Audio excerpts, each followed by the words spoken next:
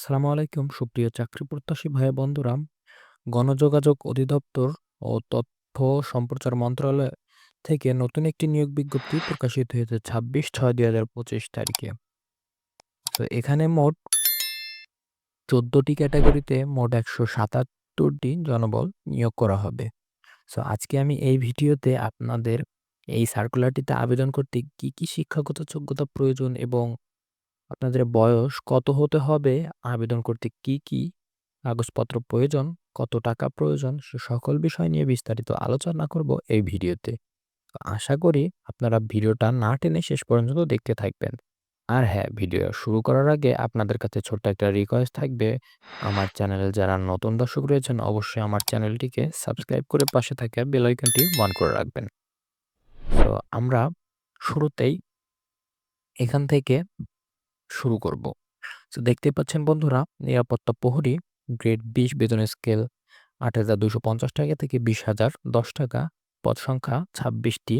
কোনো স্বীকৃত বোর্ড হতে মাধ্যমিক স্কুল সার্টিফিকেট বা সমমানের পরীক্ষায় উত্তীর্ণ এবং সুস্বাস্থ্যের অধিকারী হতে হবে বা এসএসসি পাস করলে আপনারা এখানে আবেদন করতে পারবেন।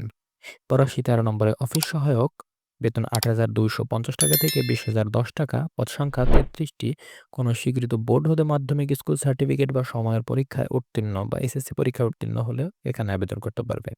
এরপর রয়েছে এপিএই অপারেটর বেতন ৮,৮০০ থেকে ২১,৩১০ টাকা এবং পদ সংখ্যা ২২টি। কোনো স্বীকৃত বোর্ড হতে মাধ্যমিক স্কুল সার্টিফিকেট বা সমমানের পরীক্ষায় উত্তীর্ণ এবং বৈদ্যুতিক এসি অথবা ডিসি ২২০ ভোল্ট পর্যন্ত কাজের অভিজ্ঞতা, টেস্ট ল্যাম্প ও হাইড্রোমিটার ব্যবহার সম্পর্কে অভিজ্ঞতা এবং জনসভায় ব্যবহৃত মাইকের যন্ত্রপাতি অপারেটিং ও মেরামতের অভিজ্ঞতা থাকতে হবে। সহকারী লাইন অপারেটর বেতন ৮,৮০০ থেকে ২১,৩১০ টাকা। পদ সংখ্যা ১টি। কোনো স্বীকৃত বোর্ড হইতে মাধ্যমিক স্কুল সার্টিফিকেট বা সমমানের পরীক্ষায় উত্তীর্ণ হতে হবে। এরপর রয়েছে ফ্লুট প্লেয়ার ৯,৩০০ থেকে ২২,৪৯০ টাকা বেতনে। পদ সংখ্যা ১টি। কোনো স্বীকৃত বোর্ড হতে মাধ্যমিক স্কুল সার্টিফিকেট বা সমমানের পরীক্ষায় বা এইচএসসি বা ইন্টার পাস করলে এখানে আবেদন করতে পারবেন। গান বা সুরের তাল, লয় ও রাগ সম্পর্কে জ্ঞান এবং বংশীবাদক হিসেবে বাস্তব কর্ম অভিজ্ঞতা থাকতে হবে। মোটর মেকানিক বেতন ৯,৩০০ থেকে ২২,৪৯০ টাকা। পদ সংখ্যা ১টি। কোনো স্বীকৃত বোর্ড হতে মাধ্যমিক স্কুল সার্টিফিকেট পরীক্ষায় উত্তীর্ণ ও কোনো স্বীকৃত বোর্ড হতে মাধ্যমিক স্কুল সার্টিফিকেট বা সমমানের পরীক্ষায় উত্তীর্ণ সহ কোনো স্বীকৃত প্রতিষ্ঠান হতে ২ বছরের অটোমোবাইল বা অটোমোটিভ ট্রেড কোর্সে উত্তীর্ণ হতে হবে। এরপর রয়েছে স্টোর অ্যাসিস্ট্যান্ট বেতন ৯,৩০০ থেকে ২২,৪৯০ এবং পদ সংখ্যা ২টি। কোনো স্বীকৃত বোর্ড হতে উচ্চ মাধ্যমিক সার্টিফিকেট বা সমানের পরীক্ষায় উত্তীর্ণ হতে হবে। এরপর রয়েছে ঘোষক বেতন ৯,৩০০ থেকে ২২,৪৯০ টাকা। পদ সংখ্যা ১৮টি। কোনো স্বীকৃত বোর্ড হতে উচ্চ মাধ্যমিক সার্টিফিকেট বা সমানের পরীক্ষায় উত্তীর্ণ হতে হবে। এরপর রয়েছে হিসাব সহকারী বেতন ৯,৩০০ থেকে ২২,৪৯০ টাকা। পদ সংখ্যা ২টি। কোনো স্বীকৃত বোর্ড হতে বাণিজ্য বিভাগে অনন্য দ্বিতীয় বিভাগ বা সমমানের জিপিএতে উচ্চ মাধ্যমিক সার্টিফিকেট বা সমমানের পরীক্ষায় উত্তীর্ণ হতে হবে। ৫ নম্বরে রয়েছে অফিস সহকারী কাম কম্পিউটার মুদ্রাক্ষরিক বেতন ৯,৩০০ থেকে ২২,৪৯০ টাকা। পদ সংখ্যা ৪০টি। কোনো স্বীকৃত বোর্ড হইতে উচ্চ মাধ্যমিক সার্টিফিকেট বা সমানের পরীক্ষায় উত্তীর্ণ হতে হবে। কম্পিউটার চালানোর দক্ষতা এবং বাংলা ও ইংরেজি টাইপিং এর গতি প্রতি মিনিটে যথাক্রমে ২০ ও ২০ শব্দ হতে হবে। ড্রাইভার বেতন ৯,৭০০ থেকে ২৩,৪৯০ টাকা। পদ সংখ্যা ২২টি। কোনো স্বীকৃত বোর্ড হইতে মাধ্যমিক স্কুল সার্টিফিকেট ও সমমানের পরীক্ষায় উত্তীর্ণ হতে হবে। রয়েছে সাউন্ড মেকানিক বেতন ১০,২০০ থেকে ২৪,৬৮০ টাকা বেতনে। পদ সংখ্যা ৪টি। কোনো স্বীকৃত বোর্ড হতে মাধ্যমিক স্কুল সার্টিফিকেট বা সমমানের পরীক্ষায় উত্তীর্ণ সহ ইলেকট্রনিক অ্যান্ড ইলেকট্রিক্যাল বিষয়ে ২ বছরের মেয়াদি ট্রেড কোর্স উত্তীর্ণ হতে হবে। এরপর রয়েছে ঊর্ধ্বতন কণ্ঠশিল্পী ১১,০০০ থেকে ২৬,৫৯০ টাকা বেতনে। পদ সংখ্যা ৩টি। কোনো স্বীকৃত বিশ্ববিদ্যালয় হইতে সংগীতে স্নাতক বা সমমানের ডিগ্রি অথবা কোনো স্বীকৃত বোর্ড হইতে উচ্চ মাধ্যমিক সার্টিফিকেট বা সমমানের পরীক্ষায় উত্তীর্ণ সহ কোনো স্বীকৃত বোর্ড হইতে সংগীতে ডিপ্লোমা থাকতে হবে। এরপর রয়েছে সার্টিফিকেট কাম কম্পিউটার অপারেটর বেতন ১১,০০০ থেকে ২৬,৫৯০ টাকা। পদ সংখ্যা ২টি। কোনো স্বীকৃত বিশ্ববিদ্যালয় হইতে স্নাতক বা সমমানের ডিগ্রি থাকতে হবে। সো এই হলো মোট ১৪টি ক্যাটাগরিতে মোট ১৭৭ জন জনবল নিয়োগের পদগুলো। এখন আসি আপনারা কিভাবে আবেদন করবেন এবং আপনাদের বয়স কত হতে হবে? আপনারা যারা আগ্রহী প্রার্থী আছেন তারা অবশ্যই কোনো ওয়েব ব্রাউজারে গিয়ে www.mcd.teletalk.com.bd এই ওয়েবসাইটে গিয়ে আবেদন করতে পারবেন এবং শুধু বাংলাদেশের স্থায়ী নাগরিকগণ আবেদন করতে পারবে। সকল জেলার প্রার্থীগণ এখানে আবেদন করতে পারবেন এবং আবেদনে আপনাদের বয়স হতে হবে ১/৭/২০২৫ তারিখে সর্বনিম্ন ১৮ বছর এবং সর্বোচ্চ ৩২ বছরের মধ্যে হতে হবে।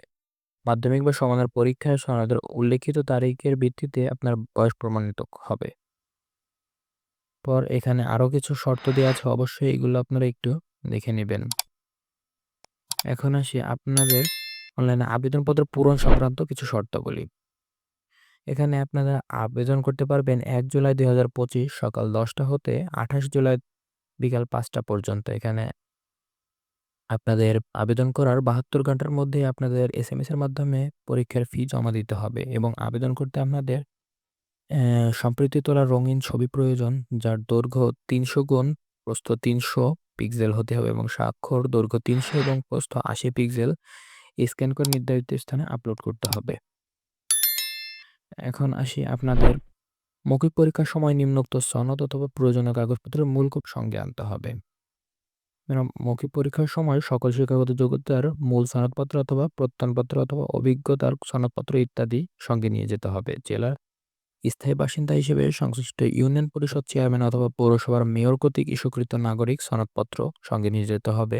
জাতীয় পরিচয়পত্র অথবা জন্ম নিবন্ধন সনদ, যে আবেদনকারী পাসপোর্ট সাইজের রঙিন ৩ কপি সত্যায়িত ছবি, মুক্তিযোদ্ধা অথবা শহীদ মুক্তিযোদ্ধা বীরাঙ্গনার সন্তান হিসেবে আবেদনকারীর পিতা অথবা মাতার মুক্তিযোদ্ধা অথবা মুক্তিযোদ্ধা বীরাঙ্গনার সনদ, ক্ষুদ্র নৃগোষ্ঠী প্রার্থীদের ক্ষেত্রে সংশ্লিষ্ট জেলা প্রশাসক কর্তৃক প্রদত্ত সনদ, শারীরিক প্রতিবন্ধী ও তৃতীয় লিঙ্গের প্রার্থীদের ক্ষেত্রে সমাজসেবা অধিদপ্তর অথবা জেলা সমাজসেবা কার্যালয়ের উপপরিচালক কর্তৃক প্রদত্ত সনদপত্র, সরকারি প্রথম গেজেটেড কর্মকর্তা কর্তৃক প্রদত্ত চারিত্রিক সনদপত্র এবং প্রযোজ্য ক্ষেত্রে কম্পিউটার দক্ষতার প্রমাণস্বরূপ ডাউনলোডকৃত অ্যাপ্লিকেশন কপি এবং অ্যাডমিট কার্ডের রঙিন প্রিন্ট কপি সঙ্গে নিয়ে যেতে হবে।